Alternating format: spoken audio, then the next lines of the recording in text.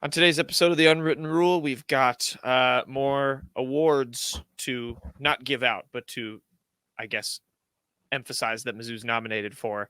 More Mizzou football awards. We've got some portal news, just some more housekeeping stuff, basically, to kind of take a look at while we're in this week off before we find out where Mizzou's going to be playing a bowl game. We talked about that with Jarod Hamilton of Powermizzou. So we'll cut to a great interview with him. Then we had Benny back on, talk a little men's basketball after that Pitt game, which he was there. So great interview with Ben and Jarod. Then we got quick hits, Jersey's Fantastic Four picks, main birds of the week presented by Sean East, and the best things we learned. So great show for you guys to kind of have enjoy your week off. It's nice not to have to stress about doing a prediction for Mizzou football for a week and just kind of enjoy the housekeeping items, enjoy some men's basketball. It's all good. So yeah, two great interviews, great show for you guys. And it is all presented by Bet Online. The holiday season is off and rolling, NFL in full stride, and NBA and NHL hitting mid-season form. And Bet Online is your number one destination for all your sports wagering info. With up-to-minute sports wagering news, odds, trends, and predictions, Bet Online is the top spot for everything for both pro and amateur sports. It's not just the big four. Bet Online has info available right at your fingertips with both desktop and mobile access anytime for almost any sport that's played, from MMA to international soccer. So head to Bet Online today and remember to use our promo code BELIEVE, that's BLEAV, BELIEVE, for your 50% welcome bonus on your first deposit. Bet Online, where the game starts, and the Unwritten Rule starts right now. Marcel, where are you going with that disc? You are not putting that on again. Marcel, okay, if you press that button, you are in very, very big trouble. Attention. Everybody stop what you're doing. It's time for The Unwritten Rule, a Mizzou sports podcast brought to you by the Believe Network, alongside Payton Haverman and Kenny Van Doren. Here is your host, Jack Knowlton.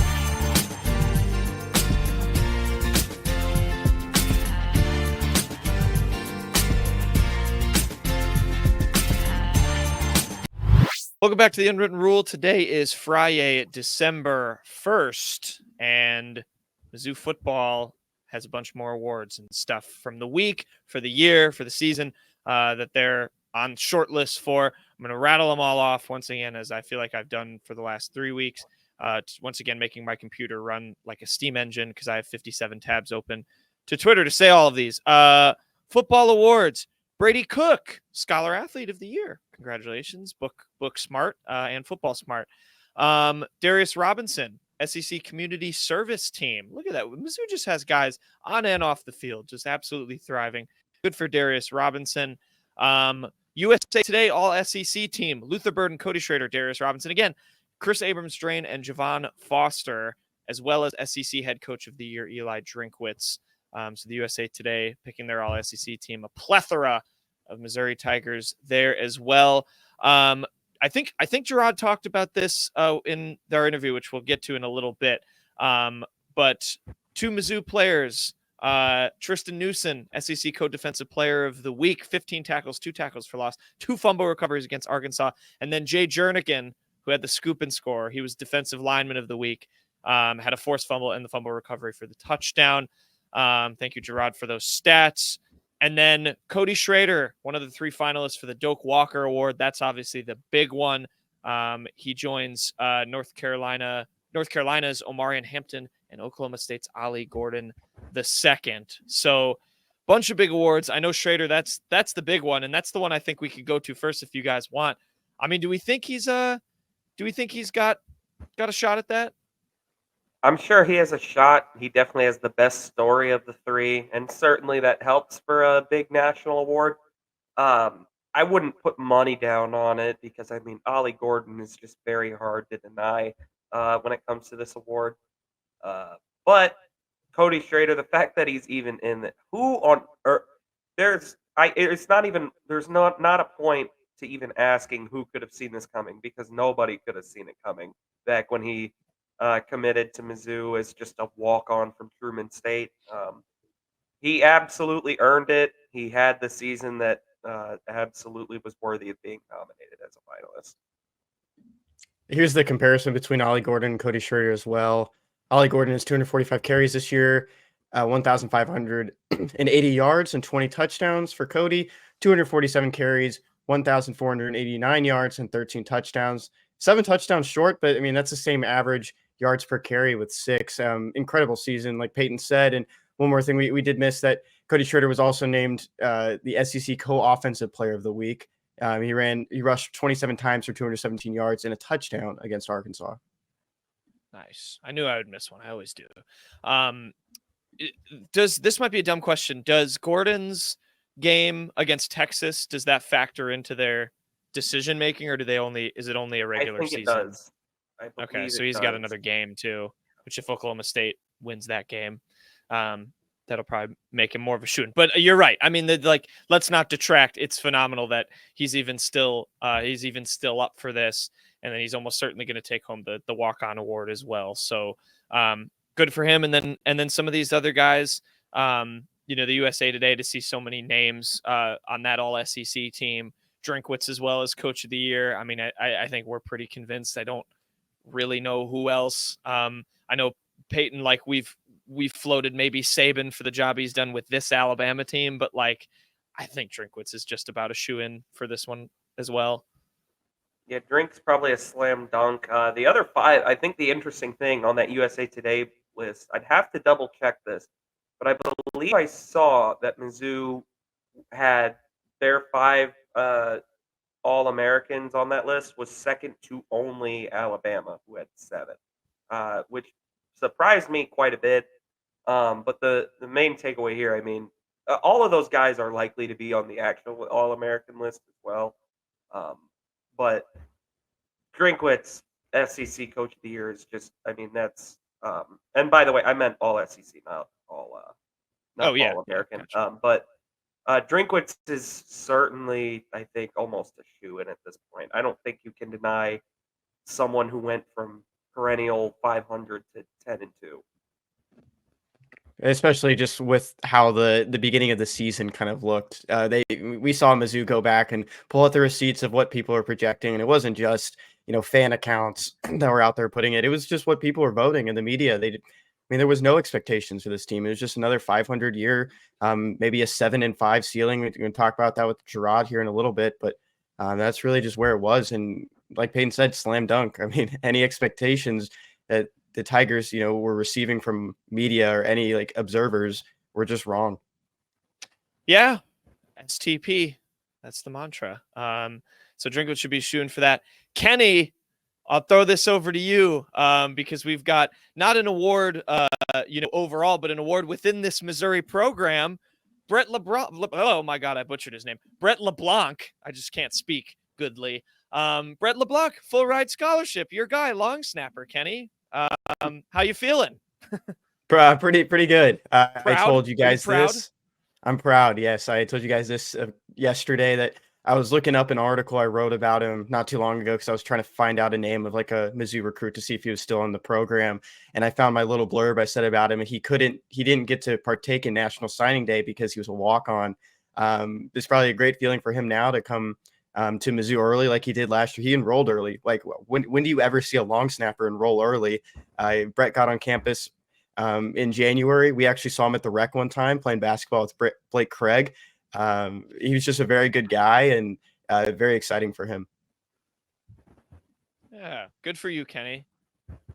So that's a win. Yeah, I'm the biggest winner in this. How about good for Brett LeBlanc? Brett. No, well? it's good for Kenny. It's a win for. That's how we have to work on this podcast. It's like when Brett Norfleet scored those touchdowns. The real benefactors were us, not him and his freshman status. But yeah, congrats to Brett. And then other quick things, 2 more transfer portal entrants. We talked to Jarod about some of them, but that was before these guys entered. So we'll mention them now. Xavier Simmons, the linebacker, and then Dylan Leibel, the quarterback. I don't think we're shocked about either of these 2 guys hitting the portal, but 2 more going away for Mizzou. I was not also breaking news. DJ Wesolak is entering the portal according to Hayes Fawcett. So there's that. That one is a bigger deal, I'd say. He was a 4-star in the 22 class. They moved him to linebacker and then back to edge. I hate it when they do that. Just bounce guys around like that. They did it with Gerry and Wayne, but he never found playing time at either position, other than maybe on special teams. I don't recall him ever making a play on special teams, so that is a bit of a bummer though, because he was a 4-star. They beat out LSU for him. But the other two, Leibel and Simmons, I mean, Simmons, Kenny and I were discussing before, had some sort of injury. Just he never really found the field this season. So that is a bummer for him. Hopefully he's able to rehab and find a spot to play. Leibel, I'm a little confused by this one. I don't know what. I guess maybe it looks good for him to say he made it onto an SEC team, but I don't know if he ever expected to really play at Mizzou or not. But wish him the best as well. We talked about him not too long ago with that Hutchinson connection, and and so we talked about the connection a little while ago and how Drinkwitz really talked him up in camp at the start of the season. Never saw the field though. What I want to point out about Xavier Simmons as well is he had that non-contact knee injury last year in the New Mexico State game, which was his first game, and he was a 4-star linebacker, one of the top recruits out of North Carolina. Things just didn't work out, and Drinkwitz said at the beginning of the season he was on a medical red shirt, so there was just no opportunity for him to come back. When you kind of look at what happened with DJ Westlake, he was a part of that group last year that was pleading for another game to play a 5th game, play in the bowl game, and not burn the red shirt, because he did play in 4 games up at the end of the season. Got into that 5th game, got to play in the bowl game. Really just not, I mean, like Payton said, like there's just really no highlights to it. He still has 3 more years of eligibility, 24, 25, and 26. We even talked about this with Gerry and Wayne, like just moving guys around. It's kind of tough to do that when you're trying to find a true position, moving from linebacker to edge or wide receiver to safety, and you're just not giving these kids an opportunity. But those are the coach's decisions, and maybe just DJ Westlake will stick at one position at his next home. Yeah. I mean, I don't think I'm stunned by any of these. I remember Westlake, like especially his recruiting cycle, like that was a big deal when Mizzou picked him up because he was a big in-state guy. But didn't quite work out for the Tigers there. But Kenny, you had another thing on the Doak before we. I just looked it up when the Doak Walker Award will be announced. It's December 8th, but the formal presentation is February 16th. So that last game for Oklahoma State will count towards just the final decision. It looks like votes are just coming in anyways. We've seen people vote for the Heisman right away and don't factor in the final game of the season as well. So Ollie Gordon does have an extra opportunity to put his name out there, even though he's probably in the lead a little bit right now. He's a good running back. Maybe he'll fumble 4 times against Texas. Maybe he'll come to Longhorns defense. Yeah, maybe he could. Yeah, win the Doak and come over and win it again. With the I got one more thing to say. Before we jumped on here, we were talking about Xavier Simmons and just some other guys who might enter the portal, and I wonder what DJ Westlake's going to do, and we found out right away. That was you saying that, because when we were talking beforehand, and then Payton was like, breaking news, DJ Westlake transferred or is in the portal, and I was like, oh, did I forget to say it? Because you just mentioned that. So good timing. Well done, Kenny. But with that housekeeping out of the way, we will segue to our interviews. We're going to talk to Jarod Hamilton of Powermizzou, and then we had Benny back on to talk Mizzou men's basketball. So enjoy those. Okay, we now welcome on a very special guest. We're almost to the trifecta of the main Powermizzou employees now. We had Drew King on to preview basketball a couple of weeks back, and now we're welcoming on Jarod Hamilton, Powermizzou's lead football guy. Jarod, thank you so much for coming on. I hope there's no hard feelings that we had Drew on before you came on, but we appreciate you. And how's it been covering the season so far? Yeah, it's been all right. I forgive you guys. I beat Drew in basketball, so as long as I got that over his head and he's the basketball guy, that's my thing. You guys have to one-on-one football, do routes or something. Have Gabe at quarterback. I think, and it's crazy because I don't think that would be something I would be great at now, but I feel like I definitely can beat both of them easily. You guys, I remember hooping with you guys. Y'all got a little too much energy. For me, I don't know if I'm trying to see the smoke with y'all on the field so I can get some conditioning up, but I think I can get Drew.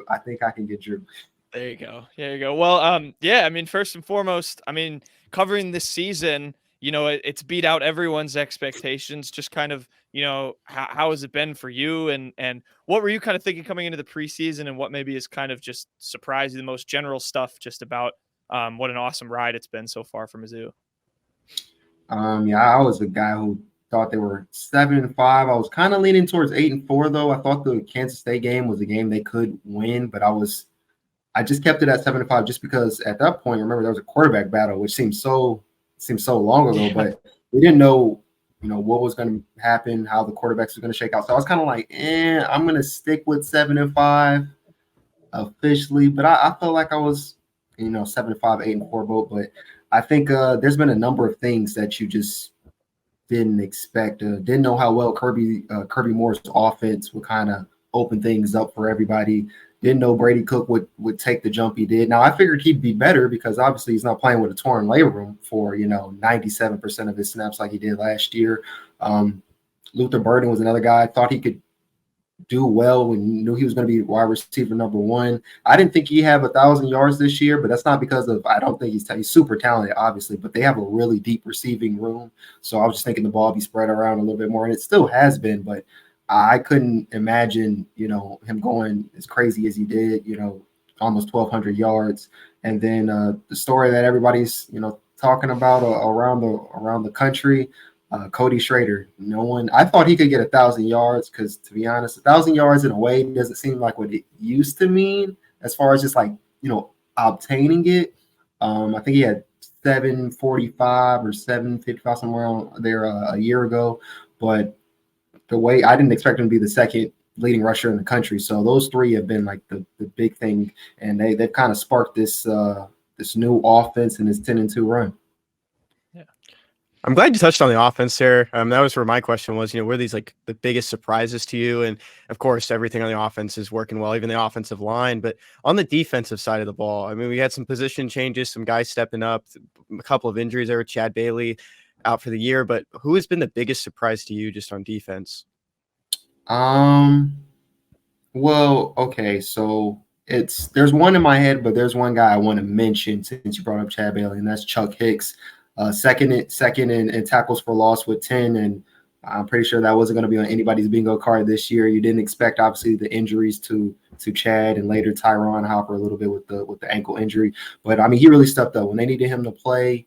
He played well. I mean, his only really not so good game was Florida. But besides that, he's played really well. But for me, the guy that I think is kind of maybe not seen or talked about the most is actually Josh Landry, defensive tackle. He was 5th on the depth chart at that spot last year. And Drink was saying it towards the end of camp that there's been times where, he looked like one of the best defensive linemen on the team. And again, that's a guy who was 5th on the depth chart. He's somebody who's constantly been in the backfield. He's one of their better run stoppers as well. Defensive tackles don't get as much love because sometimes they're not stuffing the stat sheet necessarily, but he's been making tons of plays, and he's, again, good in stopping the run. So I think that's my guy. A quick follow-up there on the defensive tackles, because I mean, at the beginning of the year, we even talked about it. It looked like it's just they weren't really getting too much pressure up the middle, and they come out of nowhere. Just talk about those guys. Jay Jernigan as well. Those transfers just hit like crazy, wouldn't you say? Yeah, the defensive tackle spot. I was never worried about the defensive tackle spot really because they have their top 7 or 8 defensive tackles from a year ago coming back. It was really the defensive end position. He was wondering how they were going to first figure out the starters and then the depth as far as what they're going to do after that. They had a nice little rotation last year, but when you lose your top 4 defensive ends, that puts you in a pickle, especially when you got 2 players who go to the NFL based off that position. You got another guy who was a starter for basically 2.5 years, and another guy who you thought was going to be one of the starters this year. They all left. So Darius Robinson moving from defensive tackle to edge. I mean, what a leap he's made. He was talking about the reason he came back was because he got a mid-round draft grade. I mean, he's definitely boosted that. He's actually had a better year as a defensive end than a defensive tackle. And if you ask him, he's probably still going to tell you he's more comfortable at defensive tackle. But he's been playing well at both. He's comfortable at both positions, obviously. Johnny Walker, him off the edge, a true pass rusher. I mean, he's been great. They got Niles Gaddy from Jackson State. He's actually tied with Johnny Walker for second in sacks with 4. And then you got some other guys. Joe Moore's had a sack. Austin Firestone was a guy it seems like the team is impressed with just because to start the year, he was a practice squad guy. They'll tell you that. He wasn't someone they were thinking was going to play, but he really progressed. And you've seen him against Vanderbilt. He's the one who had that sack to close out the game. So they got a lot of production from that group, got a lot of good depth there. And I want to switch sides of the ball to the other line on the team, the offensive line.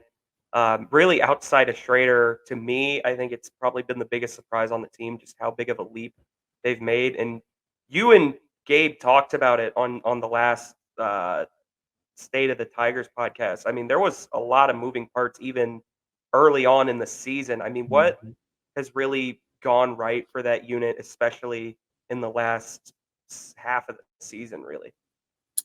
Cut down on penalties a little bit. I mean, they're still one of the worst penalized teams in the country. I can't remember what's the last time I checked. It may have said they were 115th, 119th as a team in penalties. That's still something they need to do, but just cutting back on that. And this seems like how can I put it? You talk about you just seen the pod or you listen to it. Me and Gabe talk about it all the time with the Chiefs. Like when Jawan Taylor isn't false starting, he does really well. When we're not holding, or I'm talking about Missouri now, they're not holding and making those silly penalties. They're playing really well.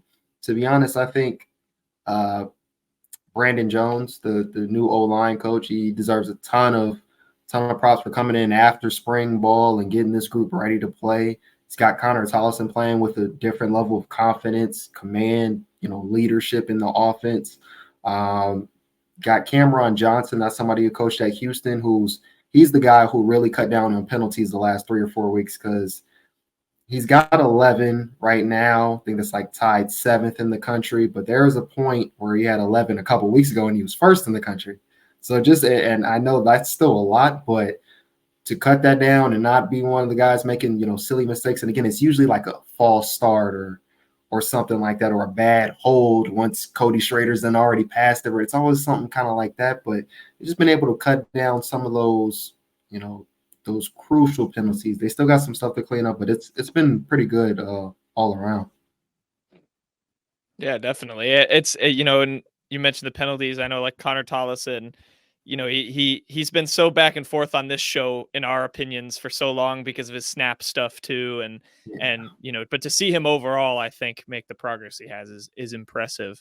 I do want to ask you, Jarod, about some of the news. I know we were talking before you came on. We're in sort of this in between phase right now of regular season's done. You got to wait till Sunday, see what bowl game they get.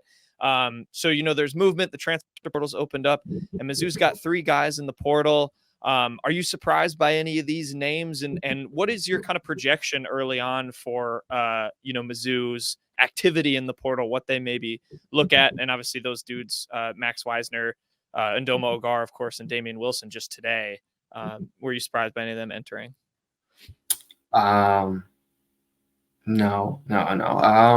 Max Wisner's to start with him. He was somebody who kind of early on fall camp, we were thinking maybe he's tight end 1. I mean, he was getting some reps with the first team. Then towards the end, it kind of shifted around, and Tyler Stevens ended up getting the job. And you see Brett Norfleet and Jordan Harris; those are a couple guys they are really, really high on. So we just kind of got lost in the shuffle. So to be honest, no, Wisner wasn't much of a surprise. Ndoma Ogar, I think he's in his 5th year. I mean, at this point, guys want to play. And so it was really going to be hard with this offensive line because once Delgado kind of reestablished himself in fall camp and won that position back, that was really the only job that was, not going to say open, but that was the one that had the best chance to, maybe have a position change or like, a depth chart change or whatever you want to call it. And that was kind of it. And then Marcellus Johnson being the sixth man, usually even the sixth man on a lot of teams don't even get to play. He's got to play because of, a couple nicks and bruises here and there.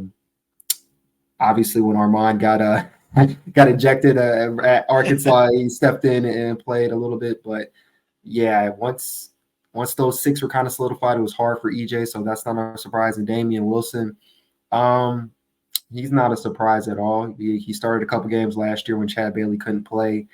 He played all right in those games. I think it was Florida and Georgia. But during the off season, I kind of heard that he was kind of falling to, a little bit down in the depth chart, and it wasn't really because of what he was doing. It was because of who they had in front of him. Bailey, Hopper, Tristan Newsom, who Defensive Player of the Week for the SEC this past week. You can kind of see why. So none of those guys, surprise me right now. I mean, it is what it is. That's just what happens sometimes, especially when the team is good. It's different when the team is 6-6 or whatever the case may be. But when it's 10-2 and they're trying to compete and they're thinking about next year, how can we build off this momentum? Stuff gets a little bit more tight. Glad you touched on EJ there as well, just a little bit more about it, because when he came over from Oklahoma, we were a little bit bullish about him because he had a couple good games last year before the injury. We thought he could maybe step up and take that guard position like you're talking about, a little bit of the battle. It was kind of like an interesting quote too in his message, saying it at the end, kind of saying like, I'm more than just a work in progress. And you might have a little bit more just to say about that. But I did look it up too. Before the Mizzou website wiped his profile, it did say he had one more year of eligibility. So I think he is in that fifth year. Yeah. I don't know. Sometimes it gets wacky. Like Chuck Hicks, I'm pretty sure he's coming back and he'll be going on year 7th. And I was telling Gabe this the other day. Me and Chuck Hicks graduated high school the same year, so it gets a little bit confusing sometimes. But yeah, EJ. You asked about the quote. Drink at some point. I forgot when, but I do remember when he said he's a little bit of a work in progress. It just lets you know these things. Sometimes stuff sticks with these guys differently and sticks with them a little longer. Again, that was a guy also. You talk about springtime. I was thinking, all right, we know Tollison is going to have to battle for his job, although I was still going to always give him the edge to retain it, just because bringing in somebody new to the system's a little bit different, especially if they were thinking about converting them to center like they were trying to do with Cameron Johnson. It's a little bit of a different change than people expect going from guard to center. But with Xavier Delgado on that left guard spot, I was thinking EJ played well before I think it was a foot or a knee injury. I can't really remember last year, but he was playing well before he got hurt. Someone they seem to like. He can probably push for it. I guess he just didn't have the off season, that they expected, and Delgado ended up winning it. But yeah, the work in progress thing, that's something Drink said that he didn't take too well. But I mean, it happens, and he'll find another spot, and hopefully he gets a chance to play there. I want to switch to the other side of the portal because obviously Mizzou's going to lose a fair amount on the defensive side of the ball in particular. There's a chance. In fact, it's probably likely you lose both your top corners in Ennis and Cad. Obviously, Robinson will be gone. There will be a few D tackles that are gone. Hopper's gone. And then on the offensive side, you could lose Weiss. I'm not sure if Mookie Cooper has eligibility left. I think he does, but he could be someone that moves on. Obviously, Schrader will be gone. What is Mizzou going to be looking at in the portal, you think? Because there's going to be a fair number of spots that need to kind of be shored up. Yeah, definitely going to need a running back or two. Depending on the running back, depends on how much they probably how far they go in with it. What was I about to say? So like Gabe asked me the other day, is RB1 for next year on this roster? I do not think so. I do think RB2 may be on the roster, and that being Jamal Roberts, a guy I've been hearing about since whenever in the offseason, whenever he came. And so maybe can't remember if he was there for spring ball or not, or if it was just in the summer, but I heard a lot of stuff about him before fall camp, how excited they were for him. Even just a couple of weeks ago, before he, I think he got a couple snaps versus Arkansas. Drink was saying, he runs well, but basically I got from his like pass protection. That's something all running backs they're going to have to be good at. Schrader and Pete, they'll tell you they're still work in progresses, and when it comes to that specific aspect of the game, but they know how to do it. They've got experience doing it. Something Jamal Roberts is he's going to have to do. So they like him there, but yeah, they're going to go for a running back. They're going to need probably a couple linemen. Definitely got to get something for Javon Foster or Armand Mimbu. I was told it was basically like their tackle of the future, but he played so well at right tackle. If you can get the right or the correct left tackle, then you probably just keep him there. To be honest, it wouldn't be a surprise to me if they try to see, like, maybe can we switch him to left tackle? But if you can get somebody in the portal, probably don't need to do anything like that. Same thing for left guard, because Xavier Delgado, he'll be gone.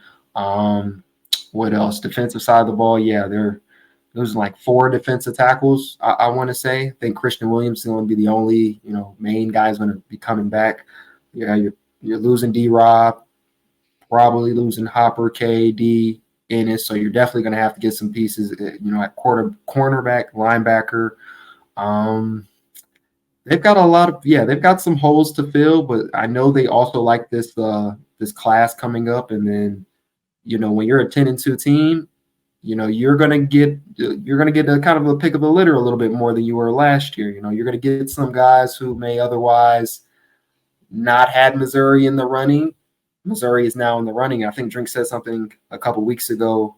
I can't remember the show, but he was basically saying, like, we're telling kids yes or no. Like, we've got a spot for you here, or maybe we don't have a spot for you. And to be honest, in the past, it's not always like that. Sometimes it's at the kids' disposal or the players' disposal. It doesn't seem like it's going to be that way this year, to a complete degree. Yeah.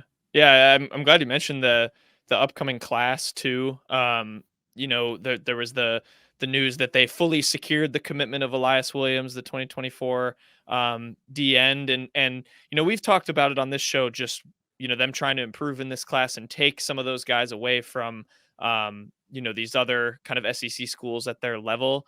Are you kind of impressed with that? And I know you said signing days coming up. What maybe more moves do you expect to see on that front with recruiting?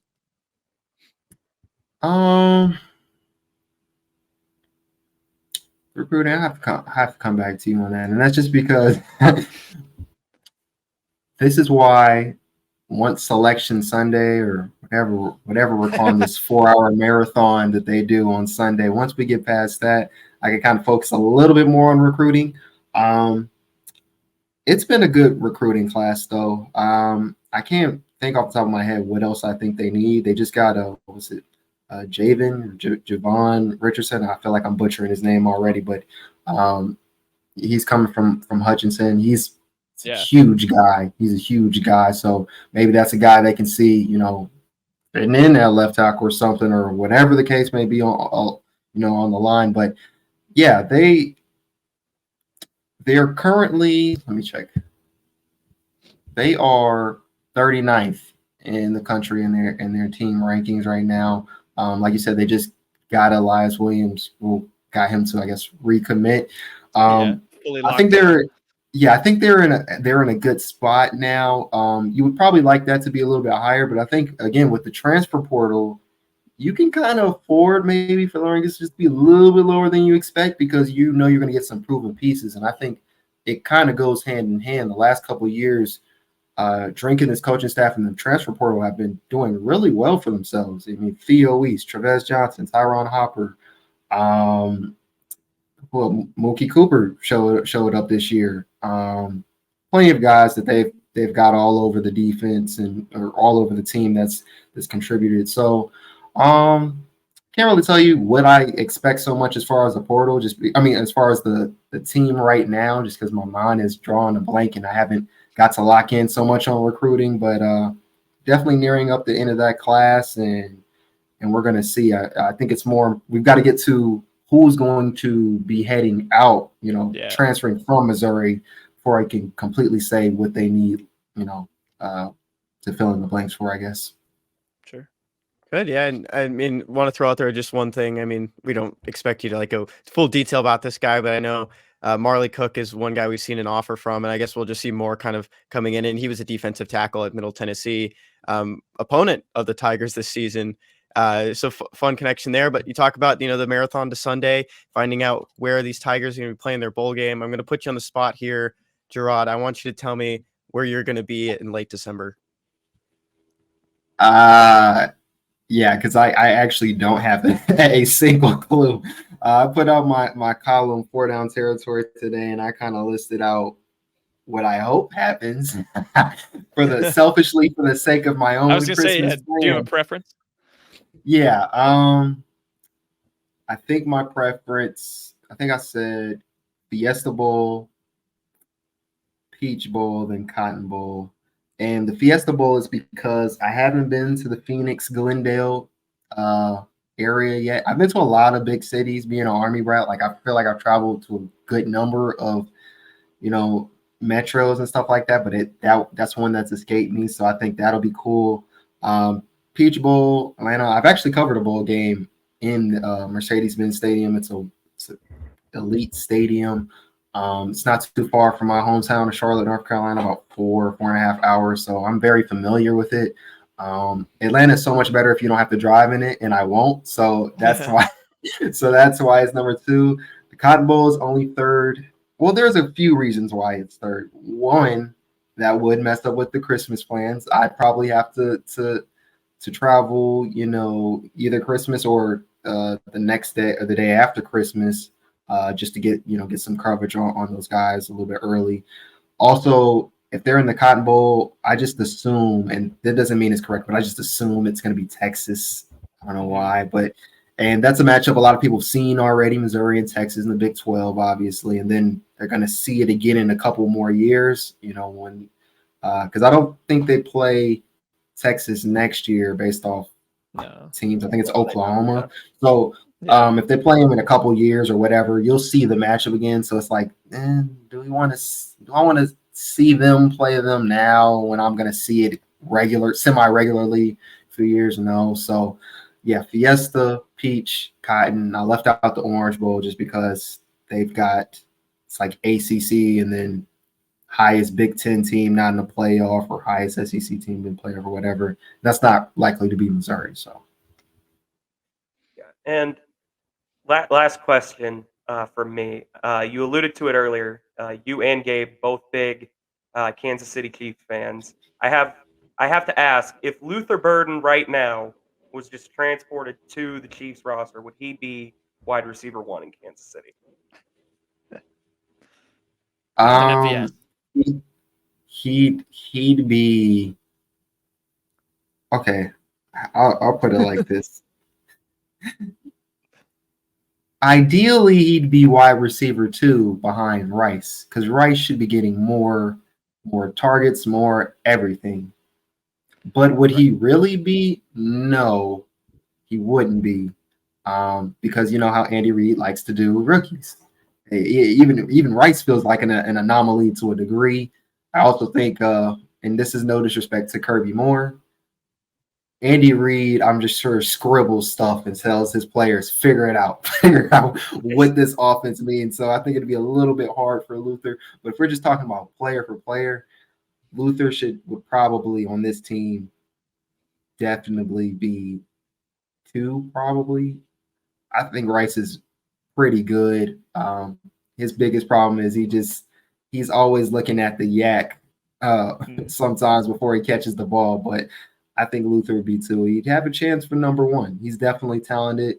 I can't say he got snubbed for the Biletnikoff Award finalists, because there's the 3 in front of him. Those are some elite receivers as well. But he's definitely among that group for sure. Yeah. Yeah, I like Rice. I just picked him up on waivers like 2 weeks ago in fantasy, so he's gonna come off the bench for me.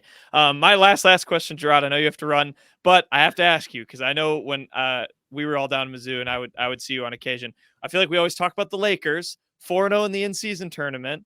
You're a Lakers guy, or did you trade that for the actual finals? Duh. Oh man, yeah, for sure. They they give me headaches. I'm glad, like, to be honest, I don't get to really lock in until after the Super Bowl. And usually the That's when Chiefs are in the NBA Super starts Bowl. anyway. Yeah. So I have been watching a little bit more. To be honest, I feel like the pandemic messed up my basketball schedule when they kind of like we had basketball in the summer and then like the next year's finals was still in the summer. Like I was just thinking like I didn't get a break from basketball, so it's hard for me to kind of watch the early season. I feel like I'm back into my normal routine. So I'm usually catching the Lakers most nights, and they're still pissing me off. So it's a work in progress. But I mean, they made the conference finals as a 7 seed, so I give a little bit of grace. Yeah, and now they added, the best player out of college, Hodge, so that's a difference maker. Hey man, if he can make threes, put him in the game, please. Oh my gosh. Oh my LeBron's gosh. best teammate ever. I hope so. Put him in the game. Let's see. They desperately need that and some perimeter defense at times. So I'm down for it. Down for it. Yeah. Well, hey, 4-0 in the in-season tournament, which I love, by the way. I'm glad it's a thing. It's a cool concept. I'm glad they gave the game some meaning. Whoever designed the courts.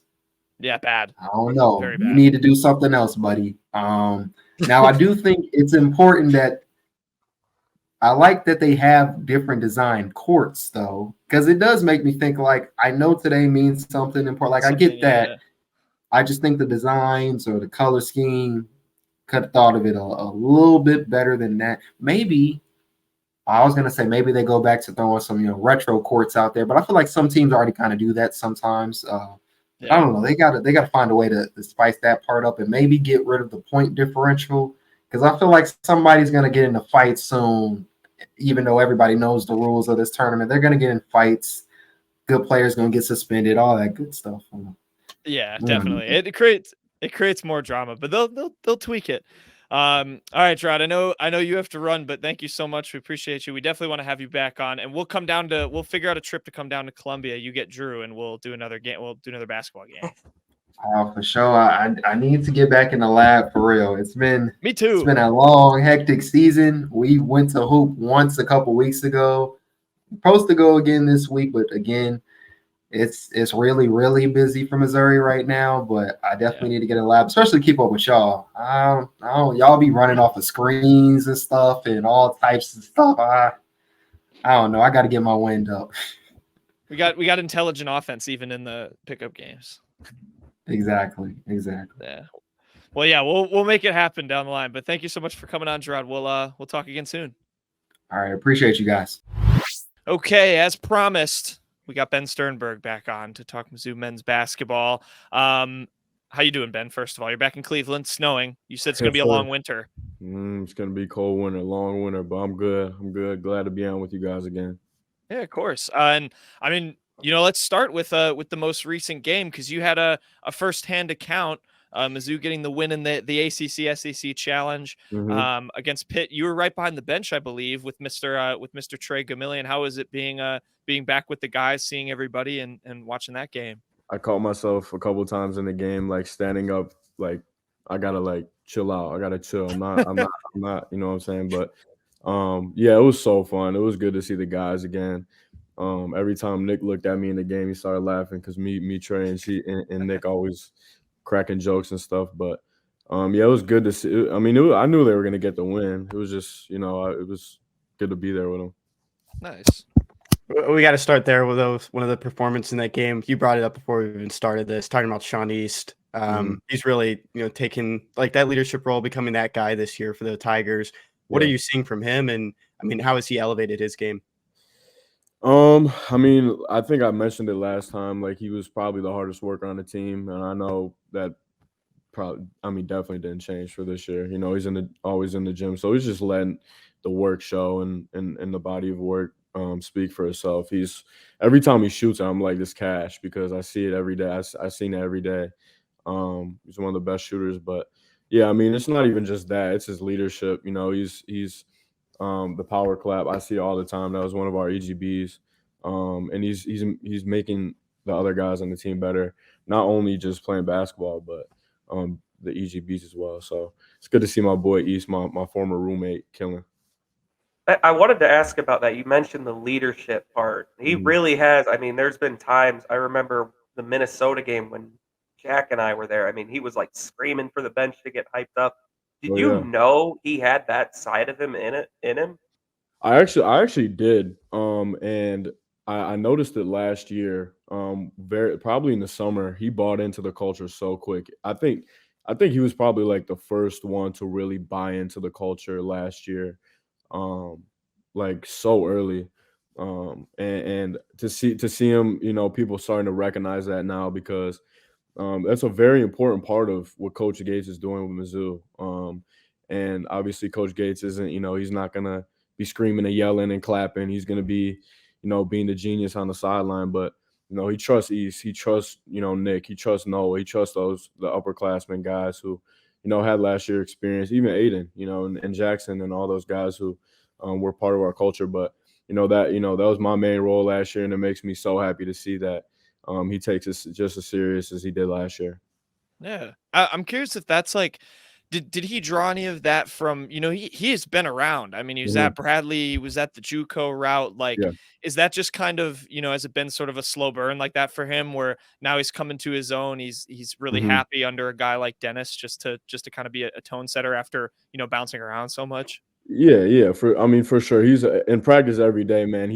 I remember last year he was always cracking jokes. He was always smiling, but then when it's time to get serious, Yeah. he's being serious, but he's also, pushing those EGBs. And not only he's doing that, he's cooking too. Like he's a really, really good basketball player. So I'm excited to see what he does the rest of the season. But he's a guy I feel like no coach will ever have to worry about. He's got a great attitude, like we just talked about. He's got great leadership, and that's my guy, somebody I trust, and somebody I know the team trusts too. So it's my guy.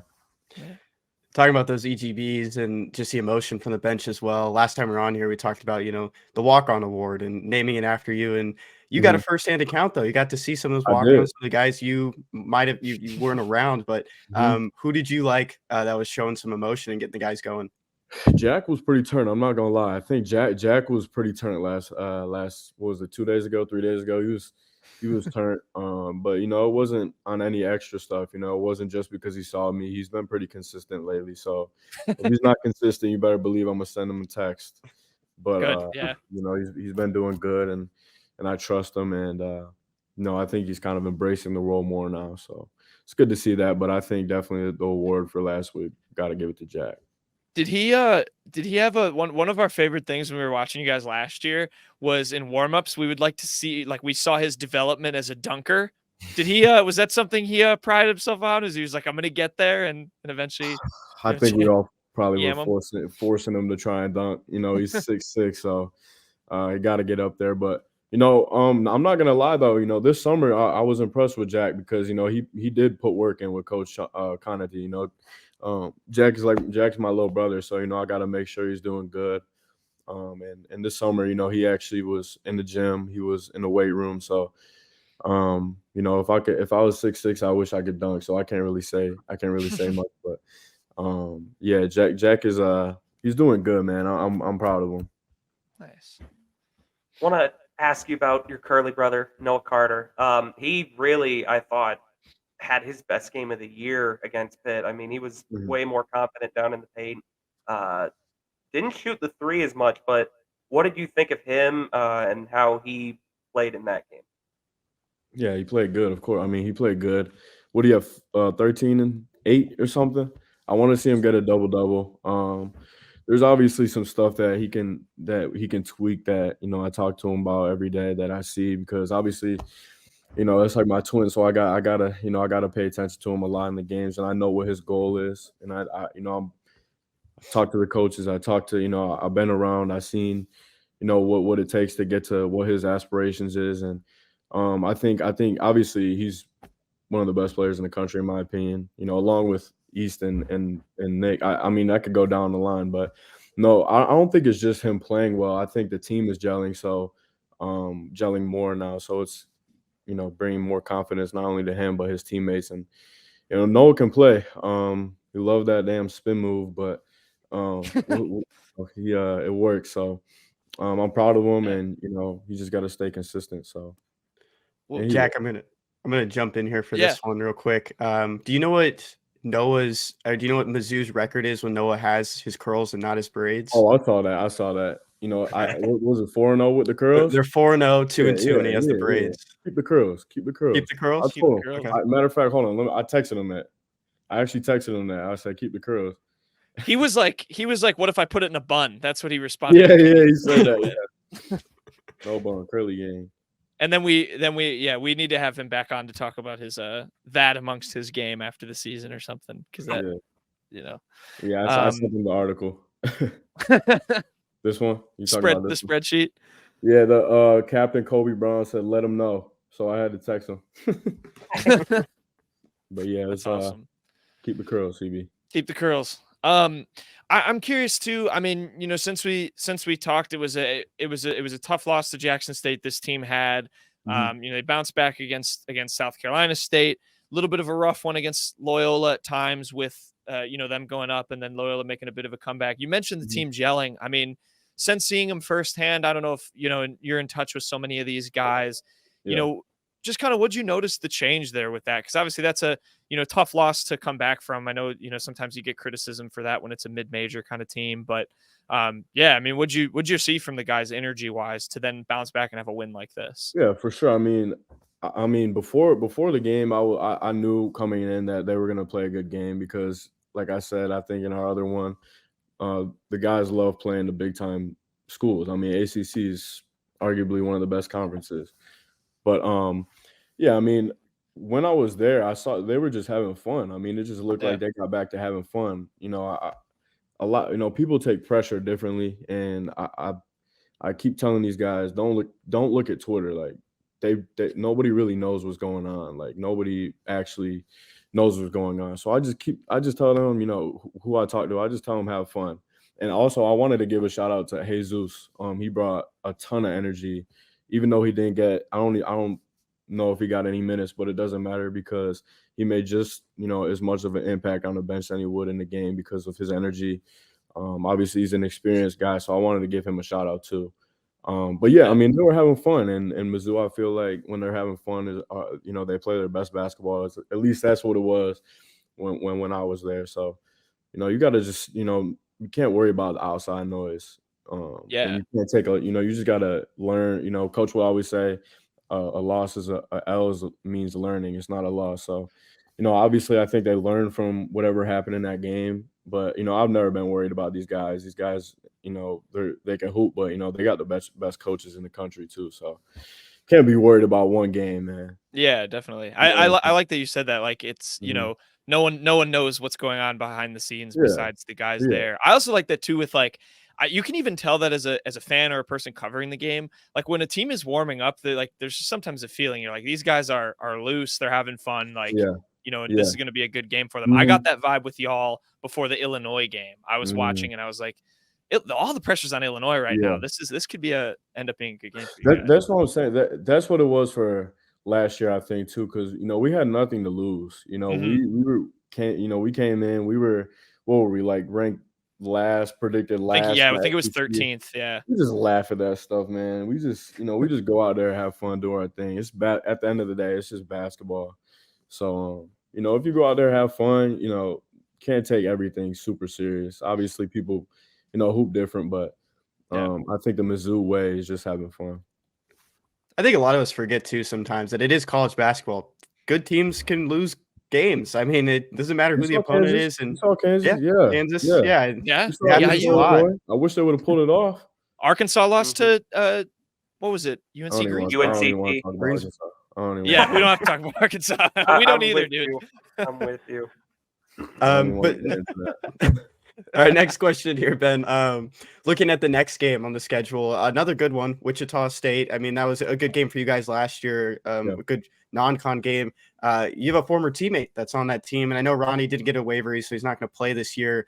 But what have you been in touch with him? And I mean, of course. What do you think about this game? Of course, I'm excited. I mean, last year, to be honest with you guys, I think after we won that Wichita game, that's when I was like, we're gonna be really, really good because they have a great crowd. It was sold out. and we just persevered. Noah had a really, really good game against them, but Wichita they always got a squad, so I'm really excited to see. But of course, I'm talking to Ronnie about it. Of course, the guys are talking about it. It's just like a 1v1 in practice. You want to talk smack, but after, you guys are right back to normal. So I'm excited to see. I wish Ronnie was playing. Ronnie's one of my favorite teammates. He did the stuff that didn't show up on the box score last year. He was a great screen center. He was rebounding. He was diving on the floor, and Ronnie actually had a good game against Wichita State last year too, I think. Yeah. But I'm really excited to see. I know we'll get the dub, but it'll be a good game. Payton, I want to jump in one more time here, talking about the personalities of some of these guys too. I mean, Ronnie has such a funny one as well, and I think it was Trey Gamillion had a TikTok video. He was doing TikTok there for a little bit. It was like, name what kind of dog you are. And I think he was like husky, and I was just lost. I thought that was so funny when he said it. Yeah, like, I remember that TikTok. I remember that one. I remember he was going around asking that. That was funny. Ronnie's a good dude. Yeah. One thing you mentioned the Wichita State game was kind of like the moment where you were like, where just the team in general was off to the races. Obviously, it wasn't flawless after that. You had bumps along the way, but after that, I mean, it really did seem like the team in general just was on another level. Do you think maybe just kind of after the up and down start to the season that the Pitt game could maybe act as sort of that Wichita State game? Yeah, for sure. And to be honest with you guys, I thought that the Minnesota game was going to be that, but obviously there was a couple bumps after that. But yeah, the Pitt game was a big win. I mean, again, it was another road win with a tough crowd. I mean, I heard the crowd. I was getting a little frustrated with the crowd because me, I'd be talking to the crowd. But yeah, I mean, I definitely can see that. ACC win is huge, and now they got a good Wichita State team, and Coach Gates going to get in his bag. I mean, Coach Gates is really, I think now they're going to push the tempo up and, bring that crowd back. They got Kansas after the Wichita game, right? Yeah. So, this is going to be a very, very good game for them, going into that game. But, I'm looking ahead. They got to take it game by game, but I'm really excited to watch. You're allowed to look ahead now when you're I am. Like, I know Dennis will let you, but I'm kind of catching myself like, okay, I could talk about that now. yeah, that and refs and stuff like that. Yeah, I'm glad you. But dude, the Wichita State, that atmosphere was wild. Just as a note there, like I when I was at that game covering it, I was like, I don't know, I wouldn't be able to play and handle myself in this environment because it's loud in there. They have a cool arena. I'm curious with the Pitt game too. I know they were talking about it on the broadcast that there was like 13 NBA scouts there because they were watching mainly that Carlton Carrington guy on Pitt, who's a freshman. Did any of the guys mention anything to you? Like, oh, I heard there's scouts here. Like, I'm gonna try and do something. Like, is it just play their game, same as always? No, I don't think they knew. I mean, I didn't talk to him about it. Dre knew. Me and Dre talked about it a little bit, but I mean, we've had NBA scouts come to practices and stuff. Like I don't think it's anything really new, to them. But that kid from Pitt is really good, though. I'm not gonna lie. Yeah, he's nice. got a lot of game, and he's an NBA player for sure. So, NBA. There's NBA scouts at our games when we don't even know. So I don't think it really affects them. It's cool to hear. It's cool to hear that there's NBA teams coming to watch, but I don't really think it affects the guys. Yeah. We've mentioned Trey being there a couple times, and what's he up to right now? And I mean, what kind of played into y'all's decision to make that drive? He actually was in Cleveland. He was staying with me for a little bit, for like a week-ish. But yeah, I mean, it's close to Cleveland. It's like an hour and a half drive. So and I have some friends in Pittsburgh, so I was like, let's go watch that game. And I knew we were gonna sit pretty close too. So, but yeah, Trey. I mean, I don't know how Trey's not on a pro team right now, to be honest with you. No, I don't. He does everything that a coach wants. He's my favorite teammate I ever had. He's a leader and kind of, his game style is unique because he can score. He's super athletic, but he's also an elite defender, dive on the floor. He's a dog. He's just a dog. So I know he'll get a contract soon. Hopefully within the next month. But he's just been working out, help being around the family, and it was good to see him. He came to Cleveland for a week, like I said. So Yeah. he's part of our family too. I'm very, very close with Trey and his family. So it was good to see him, and I'm excited to see what the future holds for him. He was in Portland, right? For a little bit? He was with the Rip City. And, Yeah, okay. it didn't work out, but it's just another bump in the road. I told him, chances, I told him he's been through much more than just getting cut or whatever, not making a team. And Trey, he went from one offer and out of JUCO to Cleveland State, being all Horizon guy, defensive player of the year, and then Power 5. So if I could bet any money on somebody, I'm betting on Trey for sure. Definitely. Mm-hmm. And obviously, there's the photo of you guys with Dennis after the game. I'm sure you guys have talked to him since moving on from Mizzou. But I mean, how was it to just kind of see Dennis again? Just kind of chat it up with him. Yeah, of course. It's always good to see Coach. He's out. When we see him, he's cracking jokes. But yeah, I mean, it's weird. I was with him the past 4 years, every day of my life. And seeing him every day, hearing the stuff that he's saying. But it's always good to see Coach Gates. And actually, I mean, it wasn't just Coach Gates either. It was good to see the whole staff. And a couple of my former coaches at Cleveland State, Coach Drew Joyce was there, and Coach Steve Wright was also there too, which I'm really close with. So it was good to see all of them. And of course, Coach Gates, I call it, he would always call me and Noah Curly. So we call him Curly back. So I don't call him Coach Gates. I just call him Curly. I'm like, what up, Curly? That's all we say to each other. Hell yeah. Okay, I'm shifting for a minute because I've managed to bring this up for a lot of this show already this week. But I'm curious your thoughts, just talking ball. In-season tournament, we got the in the NBA, we got the bracket for the playoffs. Are you a fan? Because I think a lot of people are big on it, but have you been watching? Yeah. I'm a fan of it. I haven't been keeping up so much because I've just been watching a lot of college basketball, and I really just been watching the Lakers and Clippers and Cavs, honestly, because those are my boys. But I think it was great for the NBA, in my opinion. I mean, it's just like, who doesn't want to watch them play? And I feel like it makes them play harder, and they're playing for money too, right? So, the courts though. Yeah, they need to. I was talking to my sister about that. They need to do something with those courts. I was in LA for the in-season tournament. Yeah. That might have been the most atrocious court I've ever seen. The red ones are the worst. They're red so ones bad. are the worst. Yeah. Oh my goodness. Yeah, those need to be fixed. Those need to be fixed for sure. But I like the concept a lot though. Yeah. And it's in Vegas, right? The championship is in Vegas. Yeah, yes. So of course the guys are gonna like Vegas. Yeah. They're going to Vegas, playing for money. So it's good from a fan perspective too. To watch them, really try and win the games. It's not like a regular season game where they can just, lollygag. I'm not saying that they lollygag, but they definitely have an extra chip on their shoulder, when they play in the tournament. What do you guys think? What do you think?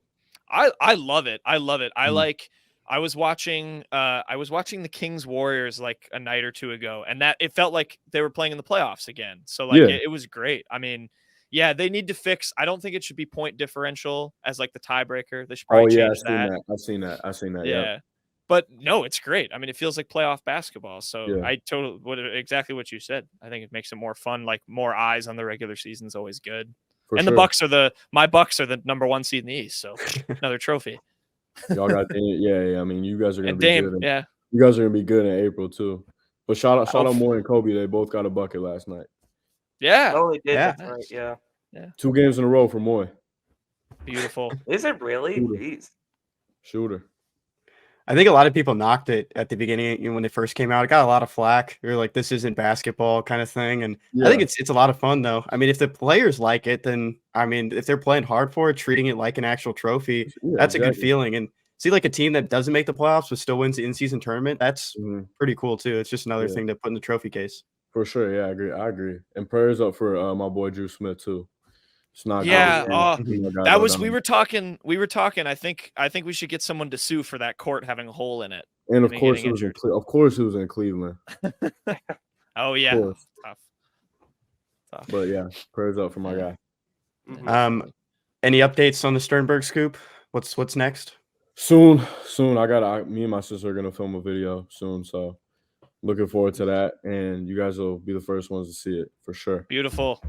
We love Sweet. that. Yeah, insider. Mhm. And then this was your idea after you came on last. Do you have a TV show? We were talking TV shows. Mhm. So you were like, you wanted to do maybe TV shows and music, Rex, Yeah. for people. Yeah. What you got? I got a song. Okay. All the Same by Willie P. My best friend. He just he actually had a record year for himself, almost 2 million streams. Cool. So I want to give my boy a shout out, All the Same, on Apple Music for my boy Willie P. But Nice. show, I watched one episode of Hijack. Have you guys seen that? It's on Apple Mhm. TV. I'm looking it up. Oh, I've seen the ads for that. Yeah. I watched one episode. With Idris Um, Elba? Yep, with Idris. Yep. So Oh, it was I have pretty, I mean, seen it was pretty interesting. So we'll Big see Ocean where make it me goes, scared of but planes. that's what's on right now. What do you guys watch? You guys watching anything new? Kenny I don't Payton? think I am. No, I don't I mean, think it's I hard. am at the moment. I always have trouble getting into a TV show during football too, man. season just because Me it's too. taking Yeah. up so much Yeah, time. Like yeah. during the summer, this could be like a great segment. We get Mhm. into what we're watching. Especially because there's college basketball on every night. Like Right, I'll right. turn Yeah. literally whatever game is on. That's Right. my TV show. Yeah, that's a good TV show. It could be good. Yeah, this will continue, but it'll be a good off-season segment, especially when people need something to watch when there's no Definitely. sports. Let's do it. I just finished that show Barry that I mentioned last time you came on. Oh yeah, I with gotta Bill watch. Hader. I gotta watch. You should. HBO, Okay, it's great. Okay, It's great. gotta watch. I would recommend. But yeah, Ben, thank you so much. Hopefully, maybe the guys catch you at another game if you're traveling, and For sure. we'll have you back on and talk ball. Definitely. I'm thinking about I think the Tennessee game in Mizzou. I think I'm gonna go to that one. I think it's There in you go. February. Mizzou I think I'm gonna fans, go to that go one. Yeah. go light up the Sternberg scoop. Trying to get the gang back. I think Dre's gonna go too. Obviously, Dre got to go to the Tennessee He game, right? has to go to the Oh Tennessee yeah! Gotta Oh go my to the God! Tennessee game. Definitely. So me and Dre been talking about it a little bit. Trey, obviously, I don't know what Kobe and Moy's schedule, but we'll get to a game for sure. It's a long flight for Dre. Yeah. Ooh. Halfway around Couldn't the do world, that. balling in Budapest. Yeah, real hooper. Yeah. Real bucks. Real hooper. All right. Well, yeah. Thanks, Ben. We'll talk to you soon. All right, boys. Take it easy.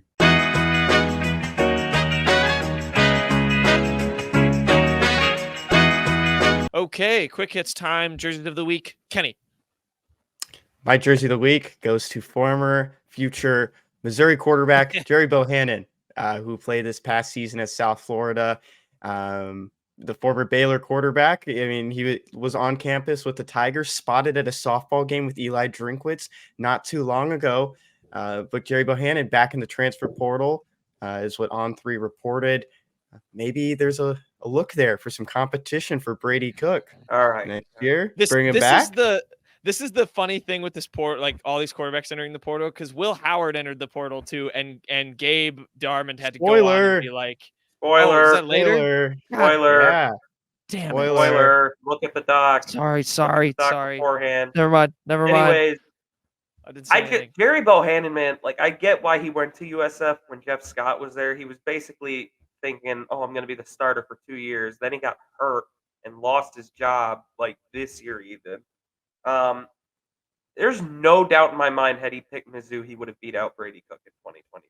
Like, right or wrong. Obviously now it would have been wrong. Drink was begging some of these transfer QBs to come to Mizzou. I mean, it was JT Daniels, Jaden Daniels, and Gerry Bohanon. They had to settle for Jack Abraham, and the rest is history. In the end, Gerry Bohanon not being impressed with the softball team, I guess, was maybe a blessing in disguise. I want to look up his stats. How did he do against Alabama? Gerry Bohanon, he didn't. Oh, play. he didn't He play. wasn't the starter Never mind. this year. Yeah. Jeez. Moving on, we're going to stick with transfer QBs. My jersey of the week is Riley Leonard, Duke. He entered the portal and spawned with about 50 crystal balls to Notre Dame. Just blatant tampering. I mean, this is literally Jack Sobel, a friend of the show who now is a writer for Notre Dame, said he had an article in the can for a few days. That's how known this was going to be. This is just hilarious. I mean, somebody on 3 put in a 10 out of 10 lock on a crystal ball for Riley Leonard. You don't see that. Like, that is how blatant this was. Placing Sam Hartman, fight. Didn't Sobel tweet a photo of like the two of them talking, and it just looks like Sam's like, "Hey, Yes, dude, come be my replacement next year." Pretty much. Yeah. That's funny. It's funny tampering. Does that like how much trouble is that? What Michigan got in trouble for in COVID during COVID? Notre Dame's not going to get in trouble for this. Well, yeah, I didn't think so, but I know like I don't sometimes recall. the NBA they make a big deal, but it doesn't matter. Speaking of the NBA, my jersey of the week goes to Demoy Hodge of the Los Angeles Lakers, because Demoy Hodge's Lakers are the number 1 seed in the in-season tournament, which we brought up with Jarod. Lakers lock up the number 1 seed in the West. The in-season tournament is set. It is Lakers Suns and Kings Pelicans in the West. Bucks Knicks in the East, and Pacers Celtics is the other game. Kenny's Pacers. So I don't know. The in-season tournament is awesome. I hate the courts, but we love the I love the setup. Like, I was watching, I think it was Kings Warriors the other night, and it felt like a playoff game. So I don't know if you guys have any thoughts, but maybe Demoy will get some run as the Lakers go for what will probably be their only trophy this season. Don't doubt the King. Is Demoy currently in LA or is he in South Bay? I think he's in South. I think he's literally Okay. playing for their G League team, but I had to stretch it somehow. I like So what Jarod said about the courts, though. Like, the courts do, like, I mean, people don't like them, but I like that, when you see the court, it's something different. Like, the game has a different meaning. He's not in South Bay. He actually literally played last night. Never mind. Played 5 minutes. Hit 50% of his threes, which was 1 for 2. And he went 1 for 3 total. Had a steal and a Classic 3-pointer. Demoy. What do you know? That's classic Demoy. Classic Demoy. I just think it's the in-season tournament rocks. There are some stuff that needs to change. They should do a different tiebreaker other than the point differential. That doesn't really make sense in basketball. I get where they're coming from because that's what they do in like soccer, but they score a lot less in soccer, so it matters more. But they'll figure it out anyway. In-season tournament is awesome. Kenny, maybe the Bucks and the Pacers will match up in the semifinals. You might have to report on it. Yeah, maybe I'll work that game. But yeah, let's move on. NFL or to our NFL picks and Unwritten's Fantastic Four picks. Here are the standings. Payton, you are in first place at 27, 18, and 3. Jack, we are tied for second, tied for last at 23, 22, and 3. First game on the docket. It's a clean Kenny, sweep. I want to challenge either you or maybe our resident math expert, who I will remain nameless, but you know who I'm talking about, to do the math on when Payton can clinch, because I feel like we're getting pretty close. If not, maybe he did it already. Well, you could, in theory, tie me this week. If I go, oh, that's true. No, You're because right. we all pick the Falcons, but I want that math. We should do that math soon because we're The getting magic to that number. point. Yeah, magic Maybe number. I'll figure that out. I'll talk to our resident math expert. Okay, Falcons -2.5 on the road against the Jets. We have a clean sweep, all taking the Falcons. Do you guys have anything to say? I'm almost wondering why we even put this one on. Tim Boyle is starting again. Like, every single time Tim Boyle starts, I'm picking against the Jets. I mean, we didn't Aaron Rodgers get put on some other list that like gives him one step closer He's to coming back? practicing again because he lied about his Achilles injury. I swear, there's no way. Or his modern medicine of listening to, what was it, like dolphins having sex? That maybe that worked for him. Something like that. Yeah. Second game on the docket. Go Falcons. Cardinals on the road taking on the Steelers. Steelers are favored by 5.5 points. I'm the only one taking the Steelers. Why are you guys taking the Cardinals? They're fake good. I can't wrap my head around the Steelers getting 6 points here. Like, they're gonna play close. I'm taking the Cardinals. Yeah, I think this will be a game that, like, I mean, it'll be classic Steelers. They'll be losing for 3.5 quarters, but by enough where they can somehow squeeze a comeback out of it and win. But yeah, I don't know. This line, I almost feel like it should be more, but I still kind of feel like the Cardinals are going to cover. Last week, the Steelers won on the road by 6 points. I know it was Jake Browning at quarterback, different situation going on in Kyler's Cincinnati. better. But yeah, Kyler is better. It's a home game. Don't count out home Kenny Pickett. Third game on the docket, Colts, Titans. Colts are favored by 1 point. Jack and Payton, you're both taking the Titans. I'm taking the Colts. Why are you guys doing that? First of all, I think there's a 0% chance Kenny Pickett's stat lines home and away. I just know they're bad. But they're both bad. He's not true. good. Second of all, I don't know. This game's a coin flip. It landed tails. I went with the Titans. Yeah, I like the Colts. I mean, they're in a playoff spot right now. They've got a lot to play for. But I don't know. The Titans at home, this feels like a game they'll win. I will predict a Derrick Henry 2-touchdown game. He just went over 9,000 yards on his career last week. Fun fact. Alabama reporter Jack Knowlton. Fourth game on the docket, Panthers at Buccaneers. Buccaneers are favored by 5.5 points.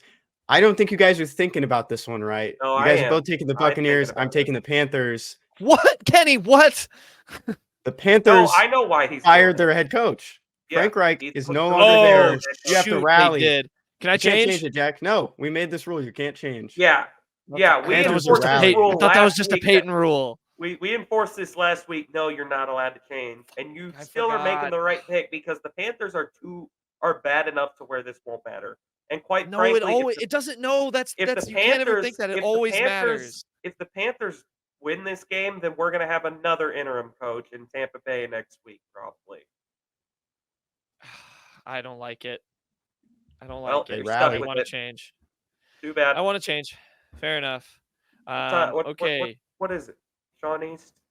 Sean East. What's the what? Sean, what's the next I segment? like no capping. He's the main bird. What did that sound? Did that sound weird to y'all? Sounded Sounded- completely Okay, it normal to me. sounded like high pitched in my headphones. It sounded like Sean East, like I like blue helium. Did the helium? That's what it sounded like. We'll see what the YouTube picks it up. But anyway, main bird of the week, Kenny. My main bird of the week goes to former Mizzou wide receiver Jamori Maclin. Jamori Maclin entered the transfer portal. Was currently with North Texas, and at North Texas this year he had 57 receptions for 1,004 yards and 11 touchdowns. His longest reception was for 80 yards. I feel like Jamori could get back into the Power 5. Had a really good year. He was on a couple lists, watch lists and semifinalist lists these past couple weeks. Nothing but respect for Jamori. He found his opportunity, and looks like the grass could be greener for him if he lands at a higher program. Good one, Kenny, because they're the mean green. It's funny. No, Hey. yeah, he has the numbers to definitely make a Power 5 program. I don't think it'll be Mizzou before anyone tries to make that connection.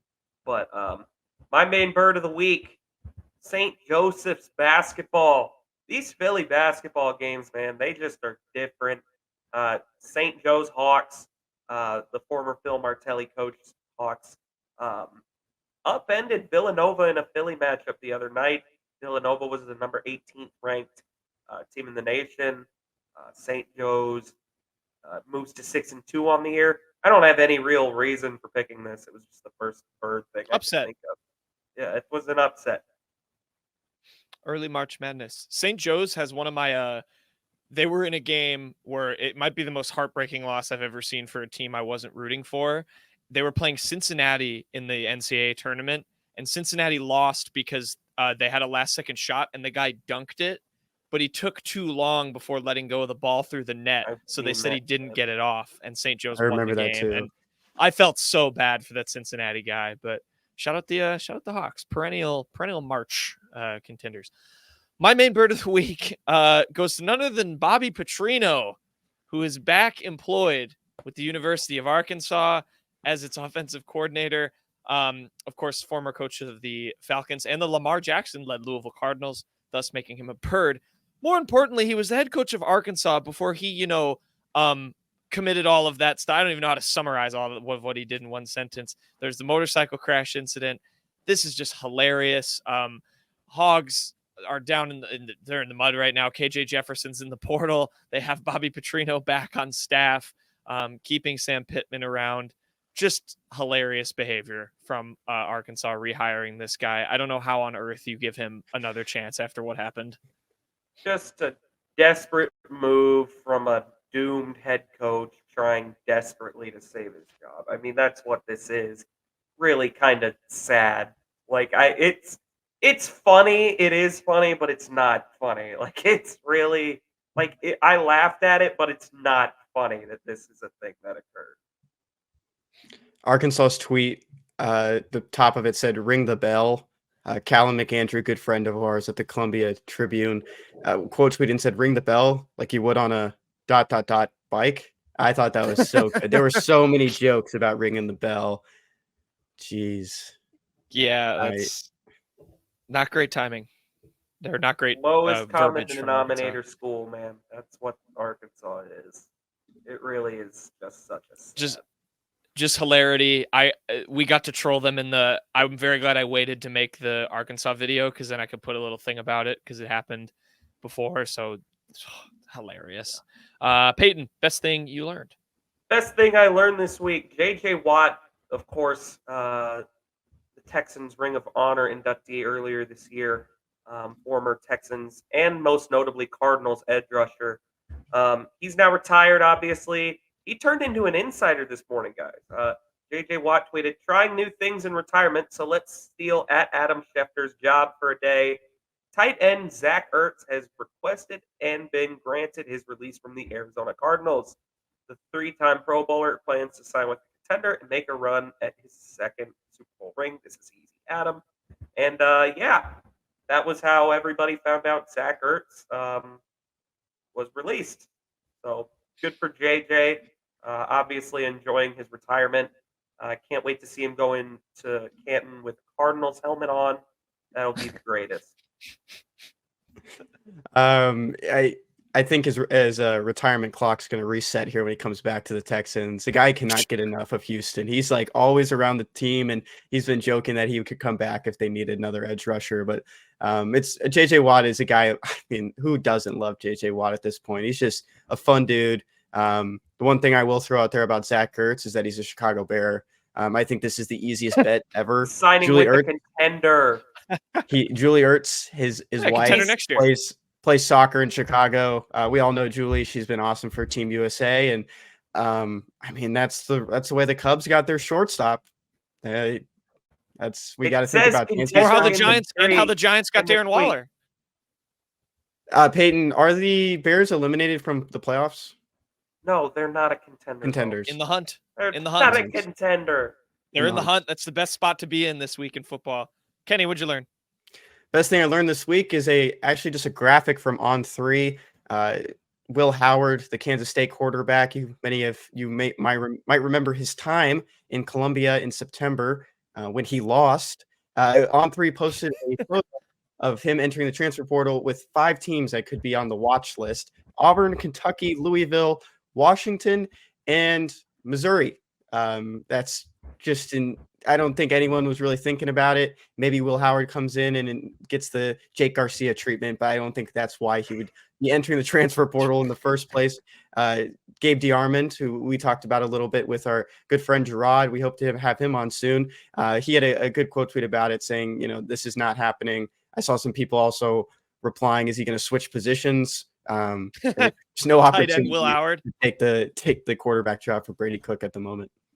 I really, really, really wish Mizzou played Kentucky next year, and that's who he went to. It would be so funny for Mizzou to play Will Howard at Kentucky.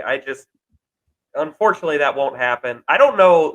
These are some heavy hitter schools, though. If he inherits Penix's mantle at Washington, that's a big deal for him. So yeah, but yeah, Mizzou is not. I think that is a blatant. Mizzou has a pretty good NIL situation right now. Throw Mizzou's logo on the graphic to drive up the price. Yeah, agreed. My best thing I learned this week, shifting away from sports a little bit, but a thing very near and dear to the hearts of our show and the name of our show, my best thing I learned is Natasha Bedingfield, because 19 years ago on November 28th, Natasha Bedingfield released the song Unwritten, who, of course, our show, The Unwritten Rule, is partially named after. You guys hear the song in the intro and the outro. Can't believe we've been doing this for 19 years. What a run we've had. Just been working real hard. When I was 3 years old and 4-year-old Kenny approached me about making a show, we were trying to come up with a name, and we heard Natasha Bedingfield's Unwritten come on the radio.